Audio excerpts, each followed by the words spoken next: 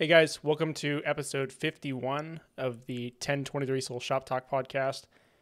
I think for now, I sat down to record this and I was like, all right, well, maybe we'll call it like the Daily Diesel Show episode 10 because I'm sort of the same format, same place, same sort of timeline.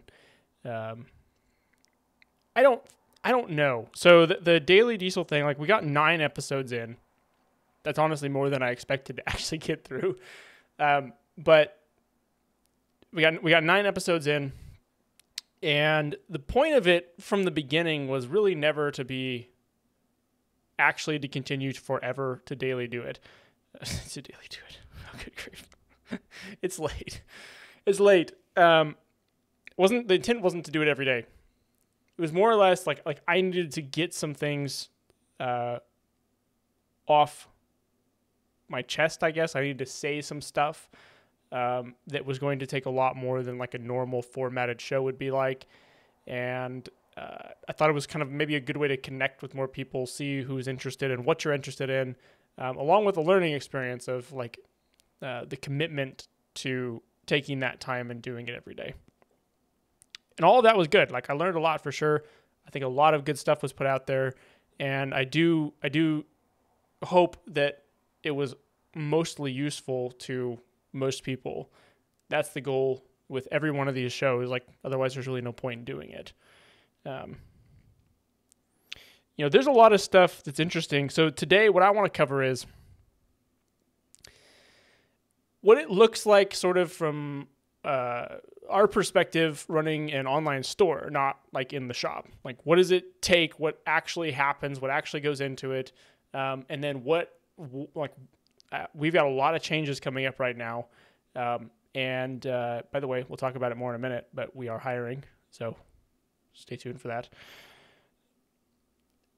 What does it take to run a store, and what are the changes we're making and why?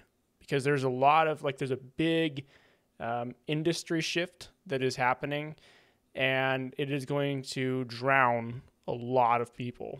It's going to put a lot of parts retailers and repair shops and performance shops, accessory shops, whatever, out of business. A lot of people are. And as far as I can tell,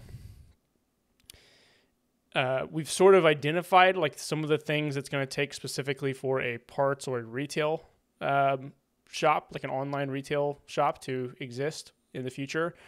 And I do hope that this somehow finds the people that it needs to, and anyone who feels like continuing talking about this topic can maybe go a little more in depth. But it's an important conversation to have for consumers and for shops. Like, we cannot go into this blind because there is a very big change that is happening, and it is happening extremely fast. Like we're at the point now where we are on the edge of, like, I'm speaking for us, like as 1023 Diesel, we're on the edge of having put off understanding these changes far enough that it's almost too late to start figuring out what we're going to do next.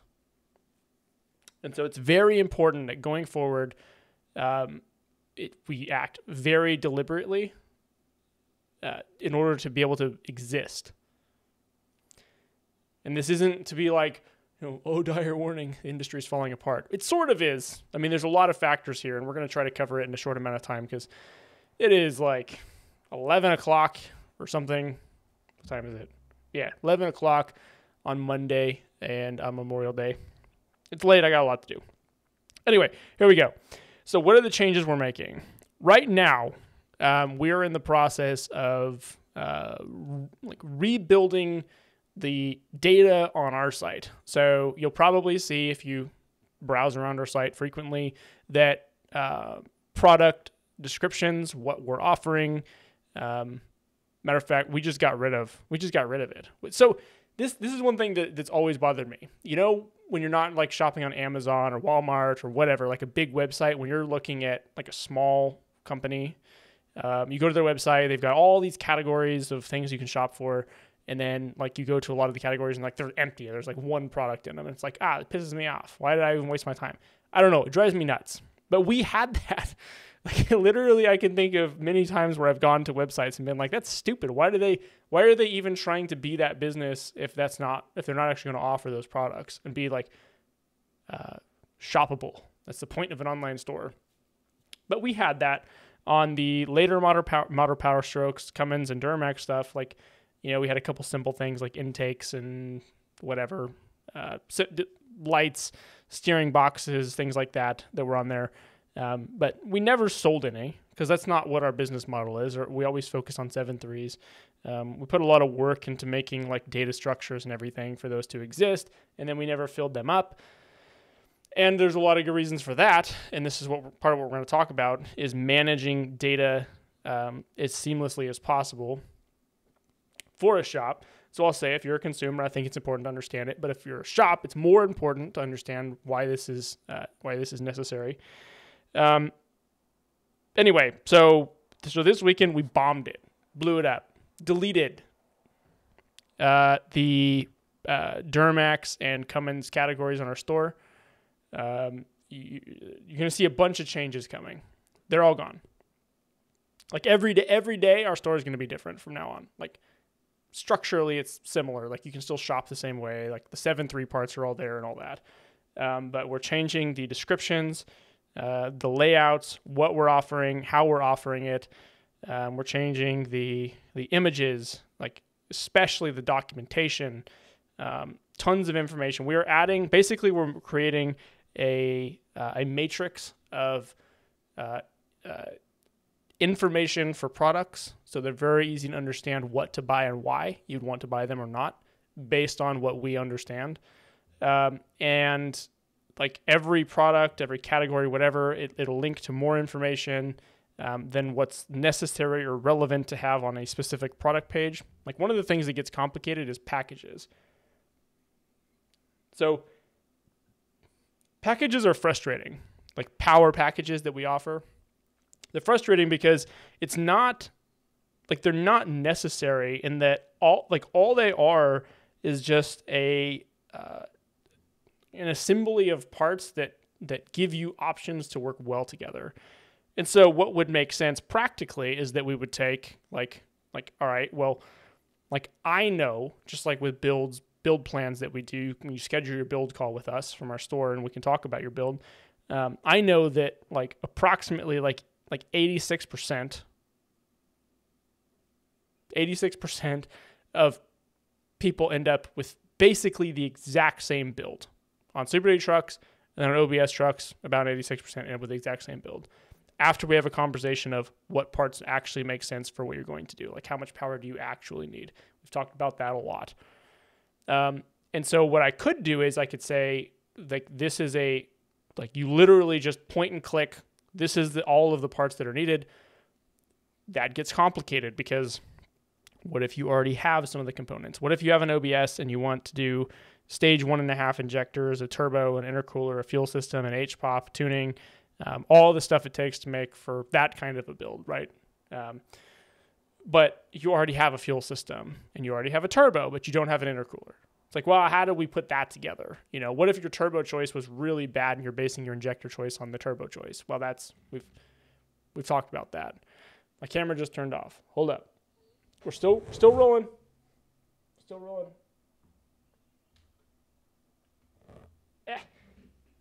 Is it going to come back? Hello?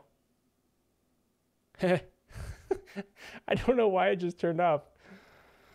Okay. Sorry. All right.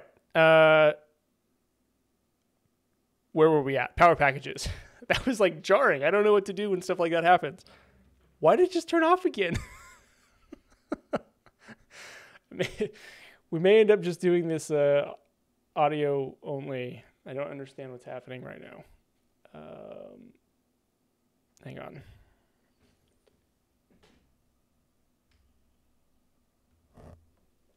Stay on, please.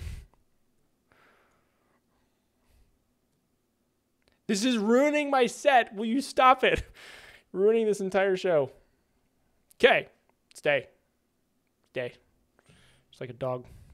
If it turns off again, guys, I apologize. Just keep listening. I'm not going to keep dealing with this. All right, here we go. So with packages, there's issues with like, okay, well, I can say these are all the parts that are actually going to be necessary, and these are the parts you should probably choose to make it like a power goal. But I can't because maybe you already have some components, and so we have to give you the ability to not choose them, along with like, well, how many options do we give? Because then it's more confusing. So like stage 1 package, right? Let's say a stage 1 injector. Well, do we give the option for a T4 kit for OBS trucks? I mean, most people probably don't need that, especially because they're so expensive now. And how many fuel system options? Do we give like 7, like all the options?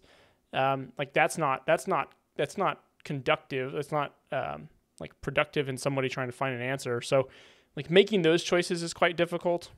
And there's always someone who will see it like differently than how we presented it. But we try to understand the data, and that's the important part. And this is something that like people, the reason I bring up packages is because it's something that like I don't make sense of. What makes sense is that you understand the parts you need and you purchase them. Like a package doesn't matter at that point because you have to understand the parts. But that isn't, like I also know that, you know, like maybe the 7.3 is just your work truck, or your, like it's not even your hobby. You just want to fix it or whatever. And so you don't want to have to try to like dig through hours and hours of podcasts and, you know, documentation or whatever to figure out what the right parts are. I get all that, and we're trying to figure out a way to solve it to make it as simple as possible. So basically, all the products on our store are going to have like very accurate. Camera just turned off again. I apologize, guys. I'm not going to try to figure out what's going on, but audio still works. Packages are important because that's how people like to shop. It makes sense. It's like, all right, well, here's a combination of parts that are going to work for me. So we're going to continue with them, but we're going to give a lot better information. We're going to give better information on how to choose the parts and all that. All that to say, and this is the part that's for shops, we're at a point where it is extremely difficult to consistently keep up with the information of like product pricing and product availability. Like it's really hard to keep up with, especially like most online retailers, unless they're very large and they're their own warehouse distributor. Like if they are their own distributor, if you're not that large, like XDP, right, or Alligator Performance, then most of what's getting shipped is going from another warehouse distributor of some kind, and that may even be XDP. And this is really hard for small shops to figure out how to manage the data when you have, you know, let's say 10,000 products that need to be easily available, right? Maybe at a minimum like 5,000 if you stick to one brand of vehicle.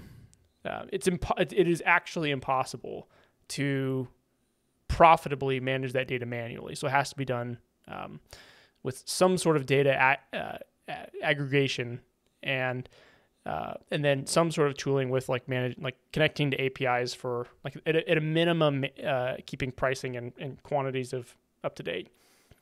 And then you deal with more nuances of, well, you know, if that product maybe isn't warehoused at that distributor, but it's available as like a drop ship, so a drop ship from the manufacturer instead of the distributor. That happens a lot right now because they're barely keeping up anyway. Well, then the warehouses need to keep up with the product data from the manufacturers to know when they're going to be available. It's ridiculously hard to keep track of it, especially for a small company. And so having a API integration and API like aggregation tool for connecting to these warehouse distributors is very important. And that doesn't solve the issue of working with small companies like Full Force, Unlimited, KC Turbos, you know, the smaller companies that don't necessarily have, like they don't work with warehouse distributors. You work directly with that shop. So we don't know like stock, timeline, whatever. And it's all manual at that point. But the shops or the online retailers that are going to exist going into the future are going to be the manufacturers themselves that sell direct to consumer. And they find a very good path for managing expectations. And it's going to be bigger online retailers that have the ability to automate nearly everything mostly because of pricing and product availability. I'll give an example of like ARP, right? So ARP products, like they're studs and like fasteners, they're available in like batches. So they'll run batches of a certain product. And so like 7.3 head studs, they were out of stock for like months, like very hard to find, like national back order for months.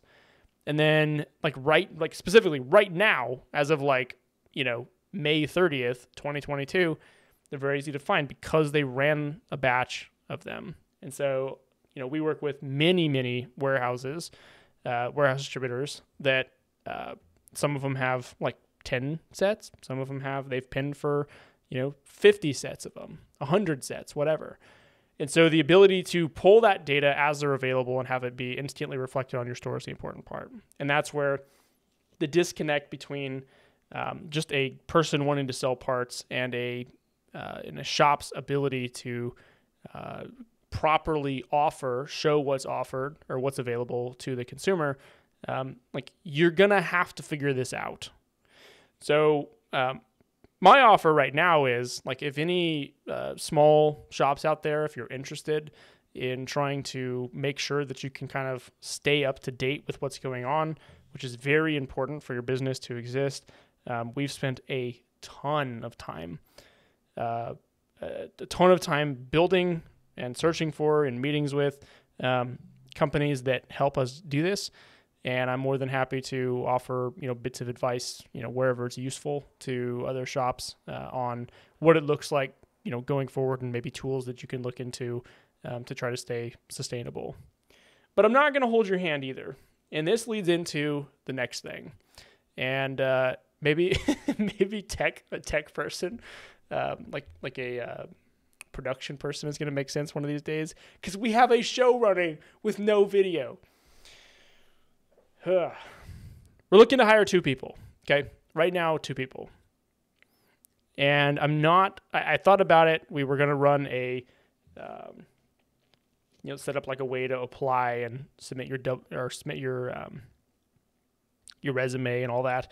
I'm not doing that. Because let me tell you the 2 positions. So one of them is going to be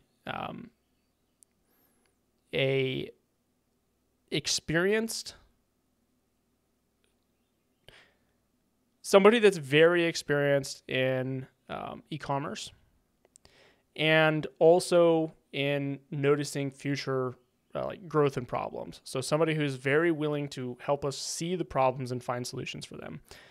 And that is going to take someone who actually has experience in e-commerce. And that is going to be for a operations role. So coordination, data management. It's going to be a lot of work because we have a lot of tools that we're in the middle of building, and a lot of tools that we've purchased and companies we're working with to build things out. And it's not going to be easy, but it is going to be. We pay well.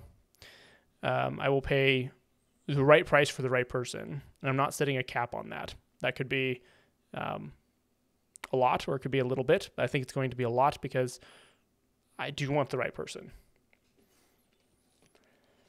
So if you have good experience in e-commerce, especially if you have experience in automotive, although that isn't totally necessary. What's necessary is technology and innovation. That's more than anything the important part for this. The second role is customer service. And this definitely is going to require somebody who is very good with communicating, very cool under pressure, very good at listening, and very slow to anger. The job roles I will lay out probably over the next couple of weeks, maybe a better outline of exactly what we're looking for, because I do want to target the right people. But if you or somebody you know might be interested in one of these 2 roles, they're both remote. You don't have to be local in Alaska. We are looking for the right people, and we will take as long as it takes to find them. the customer service job, definitely going to be a lower paying job than the operations, which likely the right person is going to be operations manager. But it is definitely going to be a very, very smooth, like fairly easy job in that my requirements they're high in that you're good at customer service, and they are low in that like I don't require your presence. I'm definitely an advocate for working the way that actually is useful for people. So those are two positions. What you need to do if you or somebody want to apply for one of those two or discuss more of what we're looking for, I'm happy to leave that open. You can send an email to dusty@1023diesel.com. You can send a resume. You can send more than that. But the way that I see it is resumes, they are important somewhat, but what's more important is finding people that are competent. And I think that'll be very easy to determine by the way that they decide to listen to the simple instructions on this and how they decide to present themselves. That's going to be a key indicator and why I'm not leaving a way to apply to it. So you can send an interest inquiry to Dusty, D-U-S-T-Y, @1023diesel.com. If you guys want to learn more about like the back end of the industry, I know we sort of got into it a little bit, and that was the intent the whole time, but now it's getting long, and we didn't cover a lot. Let me know. Leave comments. It is really important you leave comments on YouTube that you, like if you're on Apple Podcast, go like it. Just hit the star. If you've got an iPhone or a Mac or whatever and using Apple Podcast, go like it. There's a couple of dillweeds who have decided that they just have it out for me and they're just going to go dislike everything that we do. And I would really appreciate if we can combat that with people that do appreciate it. Leave a comment there too on Apple Podcast and share the show. If it's something that you find useful, share the show. And I definitely appreciate your criticism and direction and what's actually useful to everyone. You can send us an email to media, MEDIA, @1023diesel.com. And we will talk to you guys soon.